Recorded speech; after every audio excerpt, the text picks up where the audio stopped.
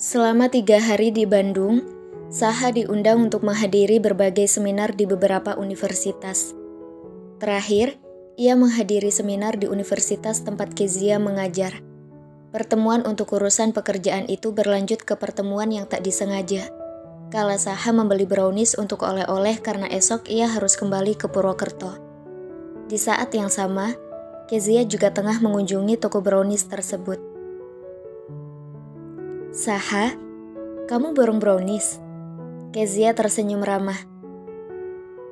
Kezia, iya nih, buat Alia, ortu, sama mertua. Teman-teman dosen juga pastinya dibawakan juga." Saha juga mengulas senyum. "Pilihan yang tepat. Brownies ini emang enak.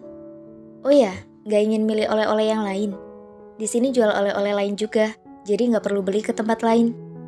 Kezia melirik aneka keripik oncom, keripik tempe, dodol, bolen pisang, permen susu dari Pangalengan, wajit cililin, tahu susu lembang, peyem, keripik maicih, kerupuk seblak, dan masih banyak lagi. "Iya, aku juga rencananya gitu. Bantu pilihin ya." Saha menoleh ke arah Kezia masih dengan senyum khasnya. Senyum yang begitu disukai Kezia semasa SMA dulu. Kezia mengangguk. Mendadak ada satu desiran yang tiba-tiba merambat. Ia tahu, perasaannya pada Saha hanyalah masa lalu. Tentu ia mengerti akan posisi masing-masing. Saha yang sudah berkeluarga dan dirinya juga sudah bersuami. Tak sepantasnya dia terjebak pada cerita lalu kendati terkadang ia begitu tertekan dengan pernikahan yang ia jalani bersama Erlan. Setelah memilih beberapa oleh-oleh, Kezia dan Saha keluar dari toko. Pedagang mie goreng yang mangkal di depan toko menarik perhatian Saha. "Kok jadi pengen makan mie ya? Kamu mau nggak nemenin aku makan mie?" Saha melirik Kezia yang tertegun mendengar tawaran Saha. Rasanya tak enak untuk menolak. Ia juga masih ingin berbincang banyak dengan laki-laki yang menjadi cinta pertamanya itu. "Iya, boleh," balas Kezia seraya melengkungkan segaris senyum. Keduanya duduk di bangku yang telah disediakan penjual mie goreng. Suasana malam yang indah membuat Saha tak ingin cepat-cepat mengakhiri malam terakhirnya di kota ini.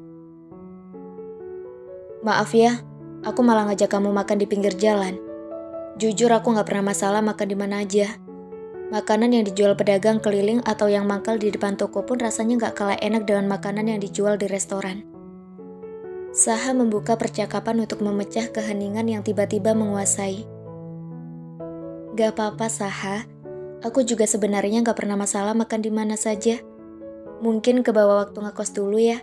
Aku dan teman-teman sering beli makanan yang dijual di pinggir jalan. Rasanya udah lama sekali aku gak makan di pinggir jalan gini. Makasih ya, Ha.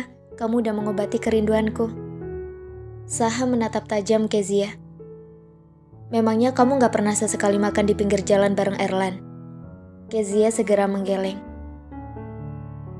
"Erlan gak suka makan di tempat seperti ini. Ada banyak perbedaan di antara kami. Banyak hal juga yang tak bisa disatukan." Kezia memandang lepas ke meja kelam tanpa bintang. Jika menilik kembali pada masa-masa pernikahannya, dari tahun awal hingga detik ini, sudah terlalu banyak percecokan dan perbedaan pendapat yang kerap menghiasi kehidupan rumah tangga mereka. Kalaupun dia bertahan, itu karena masih ada cinta untuk Erlan, dan pria itu selalu saja minta maaf setelah menyakiti perasaannya. Erlan begitu berbeda dengan Saha. Erlan jarang sekali beramah tamah dengan orang lain. Ia begitu dingin dan ini membuat teman-teman bahkan kerabat Kezia jarang bertandang ke rumahnya. Atau bahkan sekedar mengajak jalan karena paham benar akan sifat Erlan yang posesif dan dominan. Bersama Saha, Kezia seolah menemukan kembali dirinya yang lama. Dalam pernikahan itu pasti selalu ada perbedaan karakter, Kay. Dua individu punya pola pikir yang berbeda, karakter yang berbeda, latar belakang keluarga yang berbeda, hobi yang berbeda, dan masih banyak perbedaan yang lain. Solusinya kita saling menghargai satu sama lain. Namun ada saatnya pasangan harus menyelaraskan sesuatu. Semisal visi dan misi pernikahan. Kalau sama-sama egois, suami pinginnya ke A, istri ke B, gak akan ada titik temu. Saha bicara panjang lebar sembari mengamati penjual yang menyajikan 2 porsi mie goreng di hadapan keduanya. Kezia membenarkan perkataan Saha. Laki-laki itu memang dikenal cerdas dan sering kali bijak dalam menyampaikan pendapatnya. Sebenarnya ada satu kesamaan antara Saha dan Erlan. Sama-sama perfeksionis. Hanya tingkat perfeksionis Erlan jauh lebih tinggi dan ia juga sangat posesif. Kamu benar, Saha. Andai saja Erlan menyadari itu. Sejak menikah, aku hanya mengerti bagaimana artinya mengalah. Pernah aku minta pisah. Saat itu dia datang meminta maaf bahkan menangis dan memohon-mohon. Aku gak tega dan rasa cinta mungkin mengalahkan segalanya. Aku kembali lagi padanya. Lalu untuk kesekian kali, aku harus melalui fase-fase mengalah lagi, bertengkar lagi. Mungkin jika kami sudah ada anak di tengah-tengah kami, rumah tangga kami akan lebih baik.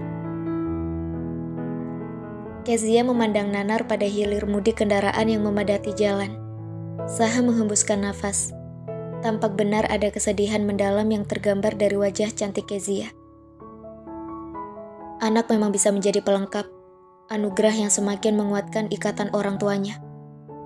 Namun banyak juga yang tetap lalai dengan kewajibannya setelah memiliki anak. Semua tergantung karakter orang yang menjalani pernikahan, Kay. Ada anak atau tidak, kita harus tetap ingat akan peran kita yang gak hanya jadi orang tua untuk anak, tapi juga bagaimana menjadi pasangan yang baik untuk pasangan kita. Saha mengulur mie dengan garbu. Ia melirik Kezia yang tertegun menatap mie goreng di piring Saha.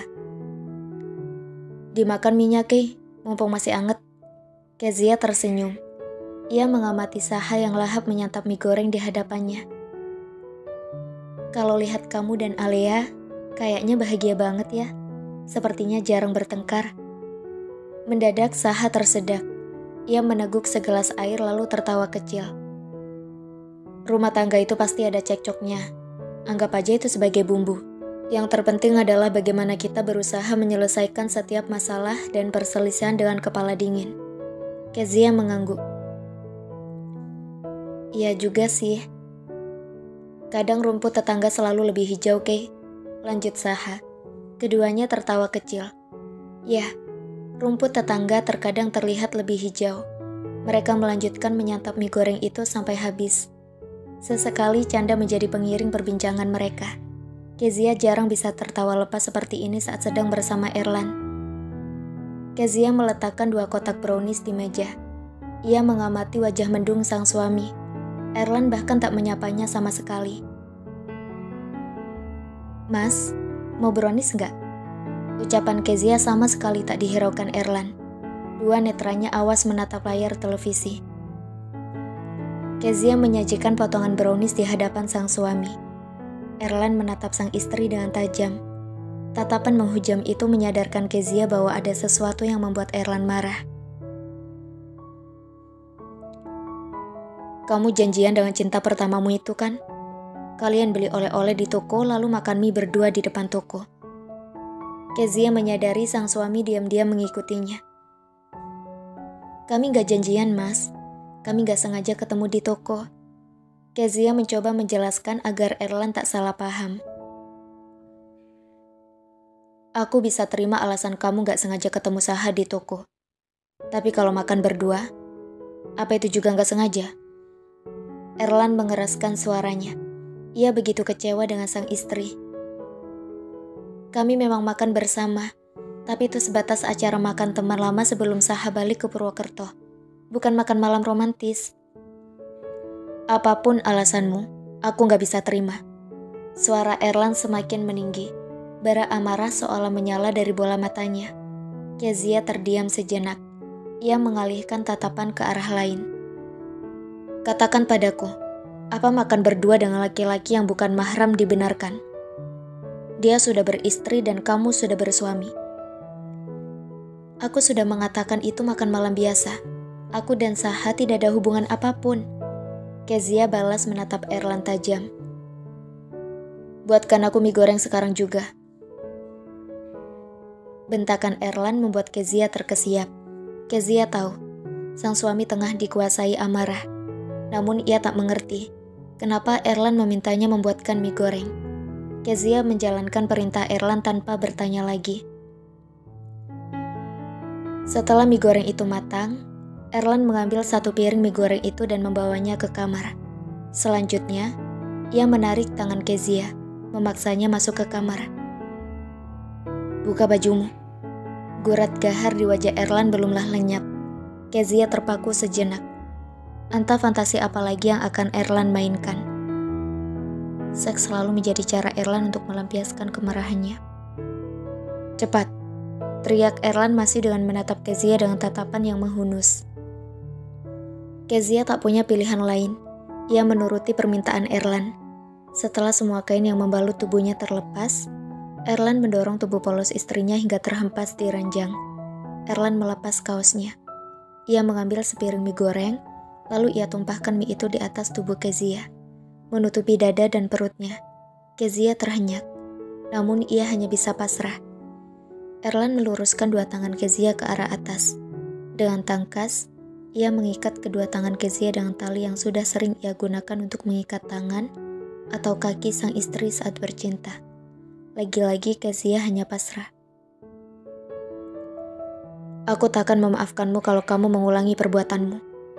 Erlan menjalankan aksinya. Ia melahap mie goreng yang berserakan di atas tubuh sang istri.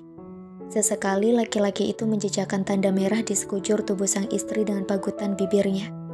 Kezia terpejam, merasakan sensasi berbeda saat bibir dan lidah Erlan menyapu setiap jengkal tubuhnya.